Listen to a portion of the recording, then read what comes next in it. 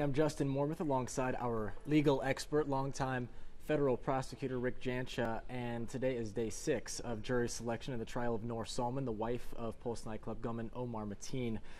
And Rick, we'll get to jury selection and where they stand with that in a moment, but I'd like to first get your take on the startling motion that Salman's defense team dropped on Monday, essentially mapping out the timeline for Omar Mateen the night the shooting happened. First off, what was your reaction to that motion? Well, it was filed as a motion to basically stop improper oral argument, but really it's a motion in limine, directed to opening statements. Reading the motion really reveals a lot more about the case, from the analysis of cell phone towers, where his phone, Mateen's phone, was pinging off of video at Disney Springs, and all of that. His intended target, based on that motion, in my opinion, he spent 2.5 hours at Disney Springs, and then he was around Epcot after 2.5 hours when he first Google searched for downtown Orlando nightclubs. How is the defense going to work this into the trial, and what does this do for the prosecution as far as how they would react to it once we get into testimony? Well, the interesting thing in this case is the only evidence, in my opinion, that the government really has on Noor Salman is her own statement. And that was after 16 hours of questioning. You know, she made many statements in her written statement that are inconsistent with the forensic data when you look at it, which adds to the defense argument that this could have been a coerced confession or directed confession by the FBI. It wasn't recorded. This confession, this alleged confession, it was a written one, like you mentioned. Will that play a role? Will the defense try to make that a bigger deal than what it might not be? Yeah, actually, it is. I mean, federal agents never record interviews with the defendants. It's a general rule. Okay. State agents do. Every time they interview a witness or talk to them, they record it. The defense is going to make a lot of that because of the fact that it took at various locations, and 16 hours is an awful long time to be talking to somebody. Yeah, no doubt. And then try to condense it down into a written statement. What I would hope is that they would have videoed it or recorded it so we could tell the sequence of events and just how that written statement was given. Jury selection is moving along. Yes. It seems like it's picking up pace a little bit. The latest numbers yesterday, 18 prospective jurors were questioned. 10 remain in the pool. So that brings the total right now to 42 in the jury pool. I know Judge Byron wants to get to 60 potential jurors in that pool before he whittles it down to 12 plus the 6 alternates.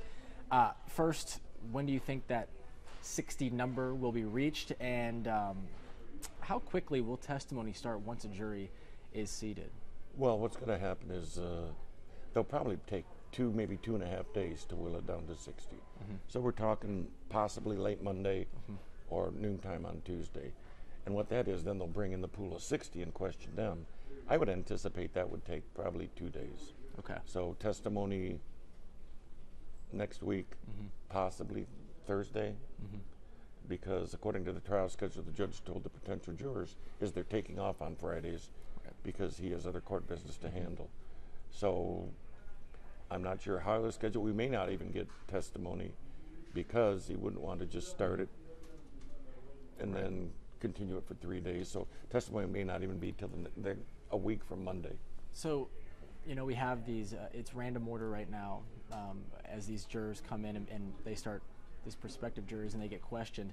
Once we move into the jury pool, will there be a certain order that they're going to be going into, or will this be another case of a random order and they pick the first 18 people that they like and they'll move on? It will be random. Okay. The general rule, and what has happened in the past, they'll bring all 60 in the courtroom. Right. They've already done a lot of the bias, prejudice questions. I'm sure that they'll revisit that somewhat with this panel of 60. And then they'll seat members in the jury box, and questions will be directed specifically to those members seated in the box. Much more personal, much more intense. delving much more into personal background history, bias, that type of thing. And the biggest difference is they're all in the same room at the same time. Yes. So they'll be seeing each other's personalities for the first time as well. Correct. Got it. And then they'll also be able to tell the age makeup of who's the potential jurors. Right. And that also comes into play, what the jury selection experts that they hired, consultants, suggest is the best juror for each individual party. So among some of these prospective jurors who are currently in that pool, we have a 20-year Navy veteran, a few who have some ties, their family is in law enforcement, and also one woman whose husband actually worked for Judge Byron at one point. Are those kinds of people that I just mentioned and detailed, how do the defense, how do they, is this someone they're trying to get out, essentially, as far as law enforcement background, government background, ties to the judge? What do you think about that? It depends on the nature of the connection and whether they can be fair and impartial. I mean, it's hard these days to find people that don't have some sort of distant law enforcement connection.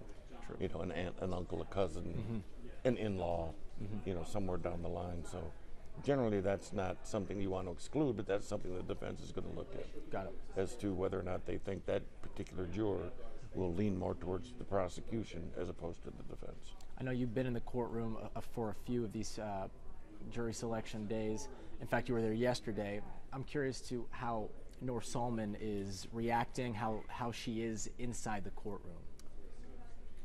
I viewed her differently yesterday than I did. I was there the second day of trial and viewed her. She was very attentive, very much involved, and seemed in good spirits. When I was there yesterday, she seemed somewhat washed out and disconnected. I think probably the whole process is getting very tiring for her, and I think it's starting to wear on her. And I think as the trial goes on, because her life's at stake. I mean, she's literally looking at life in prison. So, and having to do that from in custody. Right. So it's going to be interesting to just see how this works on her also. I know that you know the judge very well. He is handling this, in your opinion, how? Outstanding. Outstanding. He's doing textbook how you should select a jury, how you should handle pretrial publicity. In a lot of ways, this is almost fashioned as to how jury selection took place in the Oklahoma City bombing case, how they handled that. And I know that right now, Salman has just one person of her defense team there, Linda Moreno. yes, She has other lawyers who will be joining the case once testimony begins, correct? correct. What is the reasoning behind them not being here for jury selection? Probably they're working on the case and getting ready, going over what the one lawyer in the courtroom is feeding them and reviewing that for the general voir dire, where I'm sure all three attorneys will be present when they get their pool of 60. And I'm sure their jury consultants are in the courtroom to assist. And right now is not such a critical stage because, I mean, you're getting rid of people at this point as opposed to selecting them. Right. And so then I'm sure all lawyers will be actively involved in the actual jury selection process. That's when it gets really intense. Yes. Got it. Again, as far as numbers are concerned, we're about 2/3 of the way there as far as getting the number of 60 that the judge wants, of 60 prospective jurors in that pool. We'll see if they can reach that number by Monday afternoon, maybe Tuesday around noontime is what we're seeing, and then that's when it starts to ramp up a little bit. I know you've been there and you've kind of watched it all play out a little bit. As far as the attendance inside the courtroom, it seems to be just media and maybe one or two just federal attorneys. The 2 days that I went, I was the first person from the public that was actually inside the courtroom both days. And I got there probably roughly 9:15, 9:30 after selection had started. So at this point, in the main courtroom where everything, the action is, not much public attendance at all. I know Barbara Poma, the owner of Pulse nightclub, and a few victims' families did show up, though, Tuesday, so the day after the motion was dropped, because of the startling nature of it. I think they just wanted to be in the courtroom that next day. I'm not sure if they've been yesterday or even today, if they're going to go today. But certainly that'll change, though, once testimony begins. You'll see a lot more people there who have ties to whatever, if they have family who are inside Pulse, if they're victims themselves, you're going to start to see a lot more people show up. Absolutely. Once they get past the jury selection phase and the actual opening statements and evidence starts, there's going to be a lot of interest from the public. And once, this does start, Salman will see them also in the courtroom. How will this affect her, do you think? Well, her back will be to them most of the time, except on breaks where she turns around. But I'm sure she will be able to feel the staring, the glares, basically the animosity towards her. That also will have an effect on her demeanor and her attitude, and then, just her emotional strength during the course of the trial. All right. Well, Rick, thank you so much for joining us this morning. As this process goes on, we have everything you need to know. Of course, you are on Click Orlando right now if you are watching this. So we have everything you know right here on clickorlando.com/Noor Salman trial. You can also follow us on Twitter. We have reporters in the courtroom every day tweeting about what's going on in there. It's a really interesting feed. You can follow that at News 6 Pulse Trial.